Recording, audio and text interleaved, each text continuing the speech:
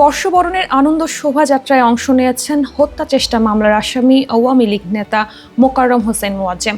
এ সময় ব্যানার ধরে সামনের সারিতে জেলা প্রশাসক পুলিশ সুপারের সঙ্গে মোকাররম হোসেন মোয়াজ্জেমকেও দেখা যায়। কুষ্টিয়া পৌরসভা চত্বর থেকে জেলা প্রশাসনের আয়োজনে বের হয় আনন্দ শোভাযাত্রা। এ ব্যাপারে জেলা প্রশাসক কিছু জানেন না, জানলেও মোকাররম হোসেন মোয়াজ্জেম শোভাযাত্রায় উপস্থিত থাকার বিষয়টি নিশ্চিত করেছেন। ৫ আগস্ট কোটা বিরোধী আন্দোলনের সময় তামজিদ হোসেন জনি নামে এক যুবককে হত্যা চেষ্টা মামলার এজাহারভুক্ত ২৪ নম্বর আসামি ৫ আগস্ট আওয়ামী লীগ সরকার পতনের পর একটি হত্যা চেষ্টা মামলায় আসামি হয়ে দীর্ঘদিন পলাতক ছিলেন।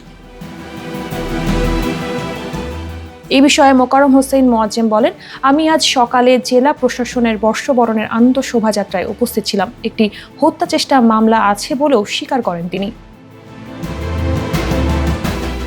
কুষ্টিয়ার পুলিশ সুপার মিজানুর রহমান বলেন, কোনোভাবেই আমি কিছু জানি না, এখন ব্যবস্থা নিচ্ছি। এই বিষয়ে জেলা প্রশাসক মোহাম্মদ তৌফিকুর রহমান বলেন, এখানে শত শত হাজার হাজার মানুষ ছিল, তাদেরকে কন্ট্রোল করা সম্ভব না। কে কিভাবে ব্যানার ধরে সেটা তো মেনটেন করা যায় না। আমি তাকে চিনি না, তিনি মামলার আসামি হলে পুলিশ তাকে গ্রেফতার করবে।